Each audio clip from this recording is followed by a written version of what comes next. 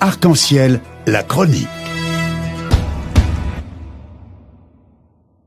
Nous sommes heureux d'être en ligne avec notre intervenant, c'est Youssef Mchria. Ahlan wa sahlan. Allah yassalmak, merci. Marhaban et bienvenue dans l'émission Arc-en-ciel sur Radio Pluriel avec ma première question, comme vous le savez, est d'actualité. On parle de l'islam, malheureusement encore, ce climat d'attentat encore qui pèse lourd au nom de l'islam, sachant que l'islam il n'a rien à voir avec ça, avec nos sincères condoléances bien entendu à l'ensemble des morts suite à cet attentat ignoble. Et comme vous le savez, Monsieur le Président de la République française prévoit d'ici la fin du premier semestre 2018 de proposer une feuille de route pour l'islam de France afin que cette religion puisse trouver la paix à l'intérieur d'un espace laïque comme les autres religions. Ma première question, puisque vous êtes un spécialiste sur la question de l'islam, pourriez-vous parler de la formation, l'exemple de formation des imams en Algérie, leur cursus, sensibilisation et préparation pour qu'il y ait des vrais imams, des imams professionnels? Oui, bonjour et salam alaikum à tous les auditeurs de la radio plurielle et à notre immense communauté maghrébine et musulmane en France. Donc avant de me commencer à ce débat-là, en tant que je suis imam, prêcheur musulman, je condamne l'attentat terroriste perpétré dans le sud-ouest de la France. Et au nom de la lame de notre religion spirituelle, j'adresse mes condoléances aux familles des personnes qui ont été assassinées et au peuple français. Je commence par la déclaration du monsieur Macron qui était au janvier dernier, qui a consacré une partie de son discours au chantier de l'islam de France. Donc il a évoqué un travail sur la structuration de l'islam en France, condition pour que les Français musulmans ne tombent pas dans les raies des divisions de leur propre religion. C'est vrai, c'est une belle idée de essayer de sortir de cette crise ou bien dans cette situation crise en France, mais c'est pas en France uniquement, dans toute l'Europe et dans le niveau international. Vous savez, Monsieur Abdelatif, que la coopération Algérie-française est toujours vivante, surtout au volet de radicalisation et déradicalisation antiterroriste, et surtout des formations des imams et des prêcheurs. Et je crois bien que la résurrection de monsieur Macron qui a déclaré qu'il va faire poser les galons des instituts dans la fin du semestre 2018, je crois bien que cette déclaration, bien ce projet-là qui était tous les instituts français, ce sera basé dans 3 volets: la formation des imams, la déradicalisation de discours radical et aussi d'échange d'expériences dans tous les pays qui ont une grande expérience dans le domaine et le volet de déradicalisation. Si je parle de la formation des imams algériens, vous savez que chaque année l'Algérie possède et envoie des centaines des imams pour accompagner la communauté musulmane binationalité, on peut dire binationalité, ça veut dire franco-algérien, bien franco-maghrébine. Et vous savez que l'Algérie a une grande expérience de lutter contre le terrorisme. Et permettez-moi, Monsieur Abdelatif, moi je suis toujours votre émission Arc-en-ciel et j'ai écouté vraiment un discours d'un interlocuteur connu qui parle que parmi les causes de radicalisation en France, c'est l'amnistie algérienne ou repentie algérienne. Malheureusement, c'est pas juste ça. Au contraire, la réconciliation nationale a sauvé le pays. On a vécu une tragédie traditionnelle. Moi, j'étais toujours en Algérie. J'ai jamais fui ni en Europe ni en Arabie Saoudite. J'ai toujours été au pays depuis les années 80, les années 90, les décennies noires.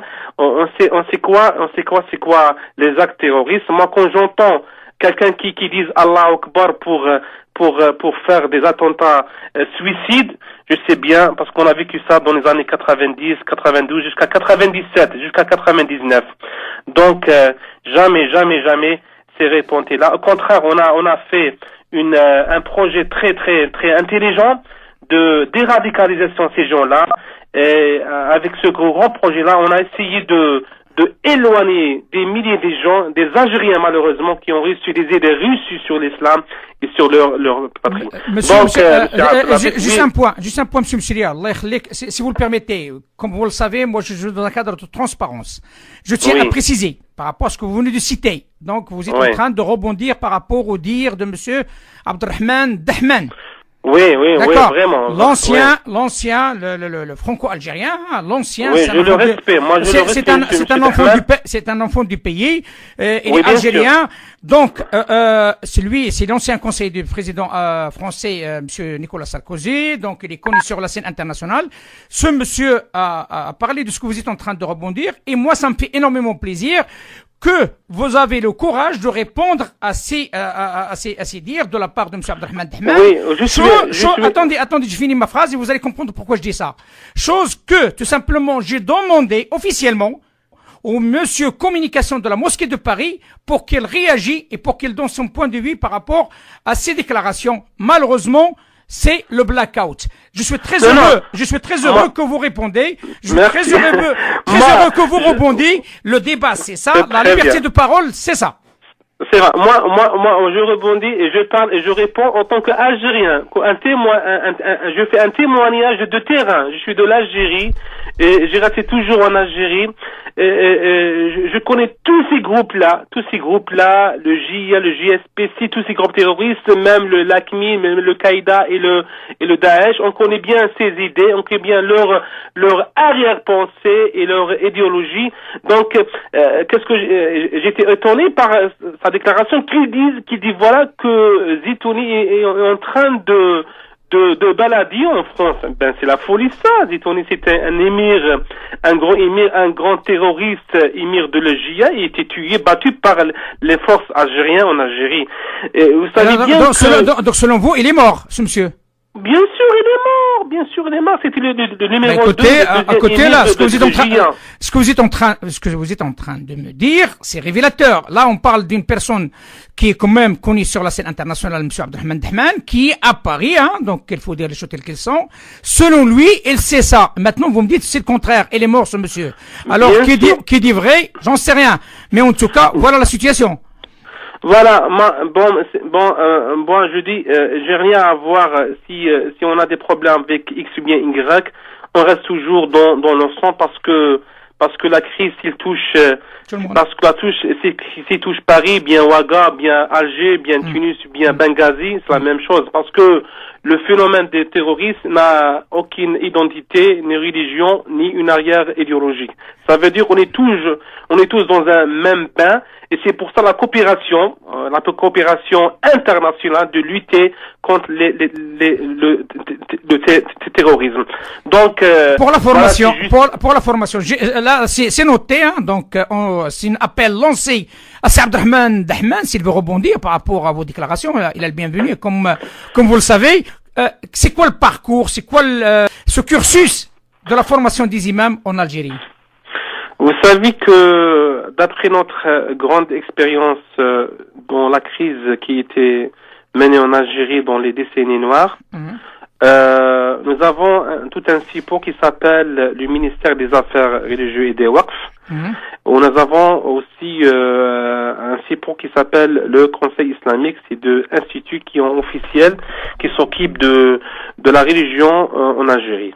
On a presque 17 000 mosquées au territoire algérien, bien encadrées, avec des imams professeurs. L'imam professeur, c'est un universitaire qui a pris presque 4 ans en université de sciences islamiques en Algérie.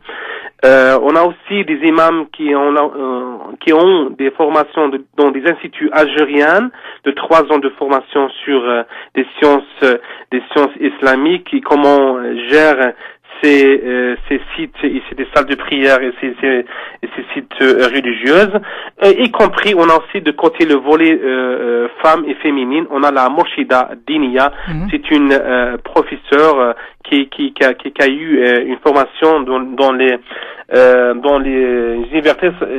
universités de sciences islamiques. Donc cette formation là nous encourage de bien encadrer, parce que c'est quoi? Parce que le vide, si on laisse ces salles de prière et ces mosquées vides, donc et la nature a l'horaire de vide, voilà, on dirait tabi'at al-faragh. Donc on a essayé de bien encadrer. Nous, notre stratégie, c'est pas de fermer les mosquées. C'est pas pareil comme en France, parce que c'est autre chose. Et comme autres pays, comme la Tunisie, nous, on encadre, on éloigne le discours radical, éloigne ces faux imams, et on remplace par des imams qui sont bien formés dans des instituts et des universitaires. Donc c'est la formation des imams. Si on a des imams qui sont compétents, comment dirais-je, peut faire un discours très tolérant de l'islam, donc on bien éduquer une génération tolérante vers cette phénomène. Voilà. Justement, donc il faut préciser à notre auditoire qu'on parle de M. Youssef Mchria. C'est un imam et aussi le secrétaire général de la Ligue des imams du Sahel africain. Mais aussi, il est conseiller du ministère des Affaires religieuses algérien. C'est un homme d'expérience. C'est un homme qui a vécu beaucoup de choses. Et maintenant, puisque vous nous avez expliqué ce cursus de la formation des imams en Algérie, ma question est simple. Comment vous voyez-vous que cette formation des imams en Algérie peut être bénéfique en France pour les musulmans de France? Voilà. Donc, vous savez que on a une grande coopération avec les Français. Chaque année, l'Algérie envoie des imams, une centaine d'imams, pour encadrer certains mosquées en France sous la tutelle de la grande mosquée de Paris. D'accord. Donc, voilà. Donc, toujours la mosquée de Paris, c'est le repère. C'est le repère de faire cette coopération, parce que et quand même la mosquée de Paris c'est une institution française, voilà, c'est une institution française, mais malheureusement comment dirais-je, dernièrement on a un souci que cette mosquée bien elle est un peu comment dirais-je, un peu éloigné, il y a une certaine volonté qui veut éloigner la mosquée de Paris de la vie de la communauté musulmane en France. C'est qui essaie de faire écarter la mosquée de Paris? Pourtant, c'est pas. Donc moi, je sais pas, parce que d'après la montée de CFCM, on voit que la mosquée de Paris, il y a certaines volontés en France, je sais pas pourquoi, qui veut, pourtant que la grande mosquée de Paris, c'est une institution créée par une loi française, une loi d'État, et consciente de ses responsabilités au sein de la communauté musulmane française, en termes de réflexion, d'interprétation et d'éclairement religieux. Et nous savons bien, si on dit l'Algérie, la coopération Algérie-française, c'est la coopération de la mosquée de Paris et en France. Et cette mosquée, elle sait bien qu'il est de son devoir d'accompagner les Français de confession musulmane sur leur chemin spirituel. Voilà. J'ai une question pour préciser à notre auditoire, parce que là, vous parlez de quelque chose de très important, monsieur Youssef Mchria. Vous avez parlé de la mosquée de Paris. La mosquée de Paris, vous dites comme quoi c'est une institution française. C'est bien ça? Oui. Bien. C'est quoi la relation de l'Algérie avec cette mosquée, puisqu'il s'agit d'une institution française? Oui, parce que c'est la coopération, voilà, c'est la coopération agéro-française depuis X temps, parce que vous savez que la mosquée Paris c'est un repère et c'est une. Est-ce qu'elle est gérée par l'Algérie d'une manière directe, la mosquée de Paris? Non, la gérance, Monsieur Boubacar, c'est des Français, c'est des binationalités, c'est des Français en première catégorie. Voilà, nous, qu'est-ce qu'on fait, l'Algérie? Qu'est-ce qu'il fait? Elle envoie des imams pour la population, pour qu'ils apprennent de la langue arabe aux communautés françaises. C'est une coopération normale comme avec n'importe quel pays. Voilà, parce que nous avons de coopération franco-marocain, franco-tunisien, franco-turc, franco-égyptien et franco-algérien. Voilà, c'est pourquoi je vous le dis ça, oui.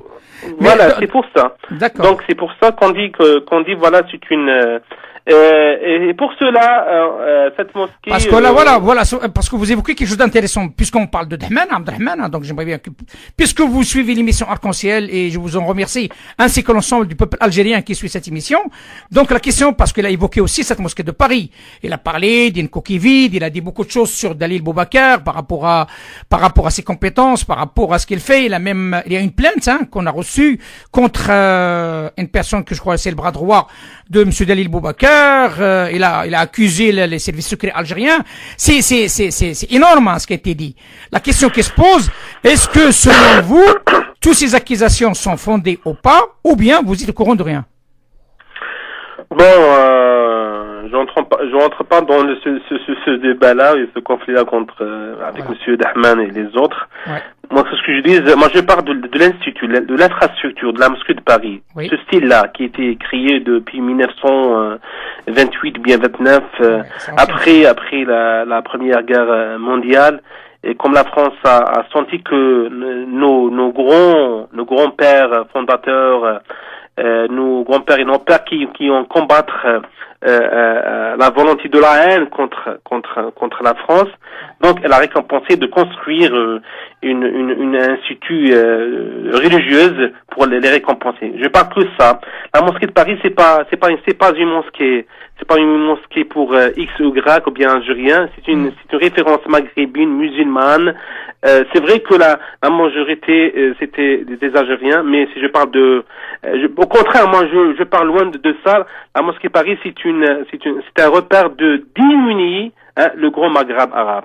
Le grand Maghreb arabe, parce que moi quand je visite cette mosquée, je vois les Algériens, les Marocains, les Africains. C'est le monde là qui rentre, donc il y a pas de discrimination, il faut dire les choses telles qu'elles sont.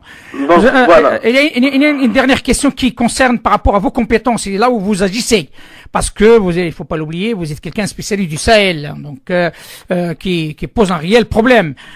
Quelle expérience avez-vous récoltée de votre action ou de vos actions dans les pays du Sahel au niveau sécuritaire et social?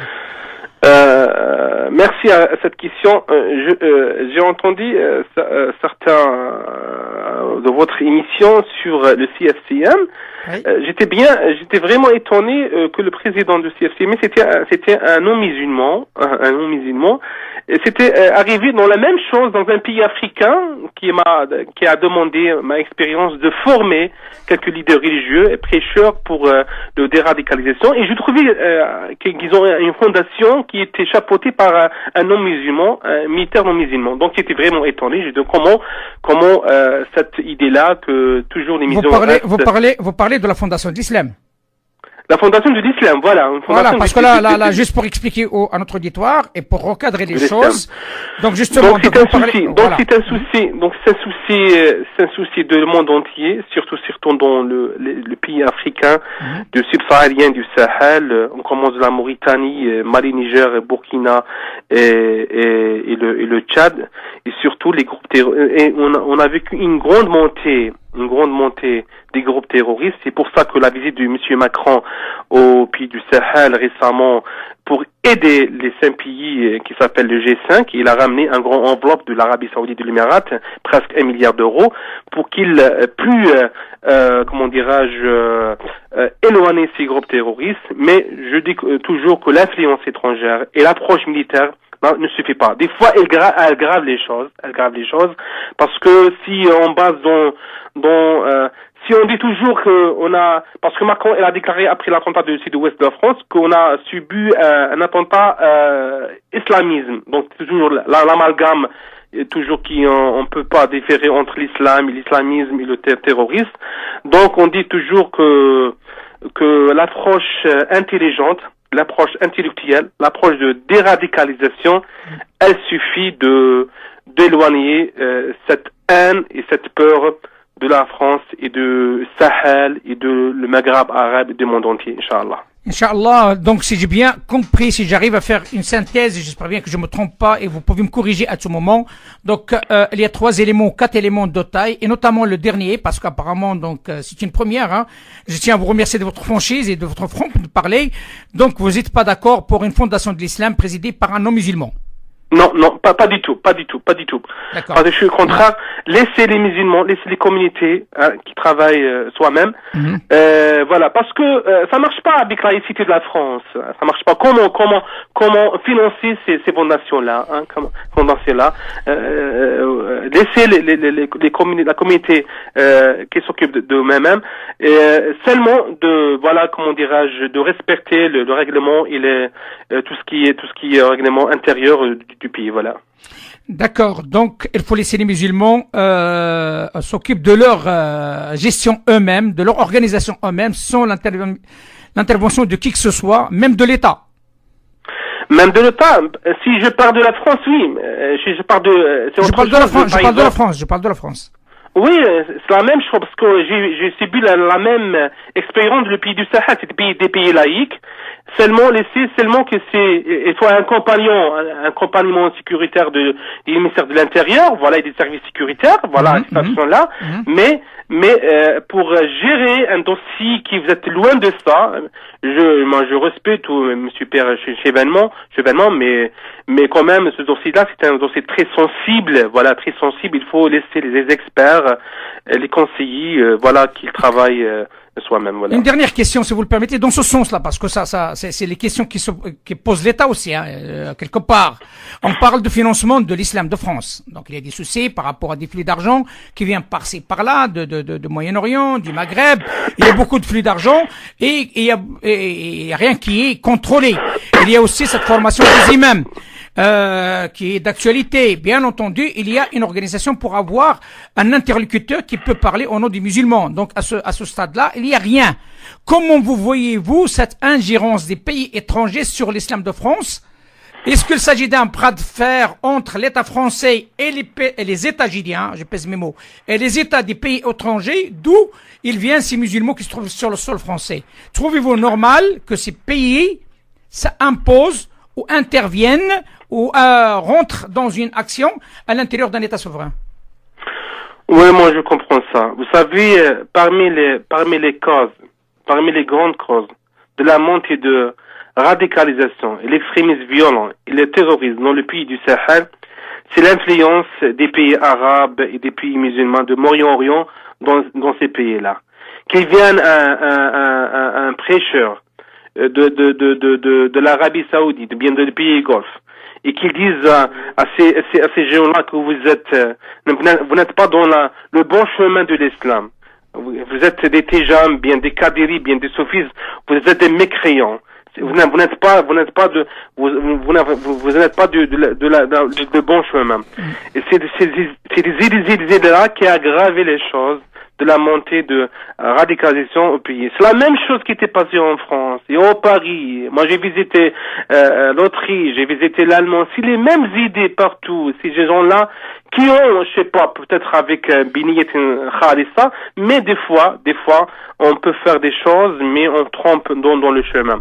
C'est vrai qu'ils ont de l'argent, mais ramener l'argent, ces aides-là, et laisser la communauté soi-même. Moi, je trouve il y a assez des imams français, purement français, et qui savent bien les lois et la culture française, à l'intérieur de la France, et c'est bon de bien réagir.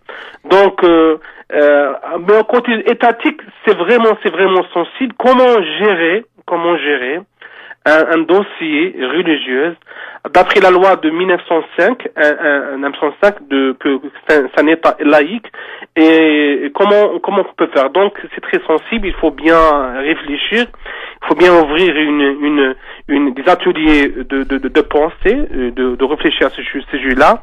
Est-ce que c'est une fondation? Moi je crois non.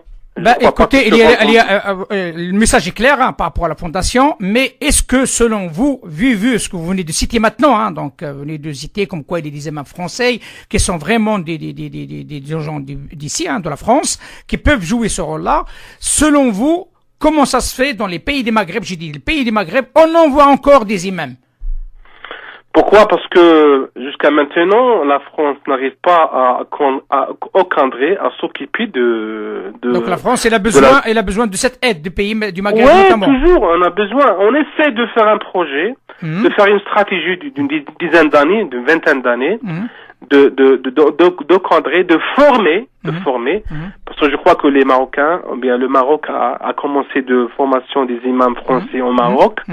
Ils ont commencé de faire ça, et je crois qu'elle va commencer aussi avec l'Algérie, avec surtout au volet de déradicalisation et anti-lutte contre tout ce qui est radical et takfir. Donc c'est très important, mais il faut bien de travailler dans un projet qu'on va atteindre de faire ce projet-là, de former des imams purs français pour gérer leur vie religieuse, voilà. Eh ben, écoutez, Monsieur Youssef Mechria, merci infiniment de cet éclairage fort intéressant, hein. Donc, il faut bien préciser qu'il s'agit aussi d'un conseiller du ministère algérien des Affaires religieuses. Donc, un homme qui est dans le vif du sujet. Vous, c'est un expert aussi dans le domaine de l'extrémisme religieux violent, et surtout, ses actions sont connues sur le Sahel. Ce monsieur, donc, elle a bien expliqué les choses. Merci. Pardon, Monsieur Abdelatif, est-ce que je peux ajouter un petit... Oui, bien sûr. Je peux ajouter. Maintenant aussi, il faut travailler. Si je profite associé pour la médiatique de travailler sur le sujet de comment dirais-je le CTE, les combattants étrangers. Le retour. Le retour, voilà, parce que vous parlez du retour des djihadistes.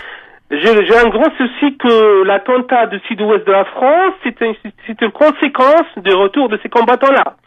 Parce que donc vous croyez ce monsieur a une relation avec la Syrie? Oui, parce que le schéma se refait. Vous savez que parmi les causes de la tragédie nationale algérienne, c'est le retour des combattants afghans en Algérie. Donc, mais par rapport à cet attentat, parce que vous êtes en train de parler de quelque chose de très important, par rapport à cet attentat du sud de la France, vous croyez que ce kamikaze a une relation de retour avec la Syrie? Oui, nous, d'après notre expérience, le retour, c'est le retour des idées, c'est le retour des esprits. Donc, et c'est le reflet. Donc, il faut travailler, il faut bien travailler, et surtout au service sécuritaire. Il faut bien ouvrir des ateliers et des cellules de la pensée. Comment on réagit. Donc, ça se base pas seulement sur la fermeture de certaines salles de prière. X ou Y, donc il faut travailler sur ce sujet-là et pour éviter le max de risques. Voilà. Merci, c'est Youssef Mechria, et encore à très bientôt, Inch'Allah. Inch'Allah, bon courage et merci. Barakallahu fik, ma salama. Merci. Arc-en-ciel, la chronique.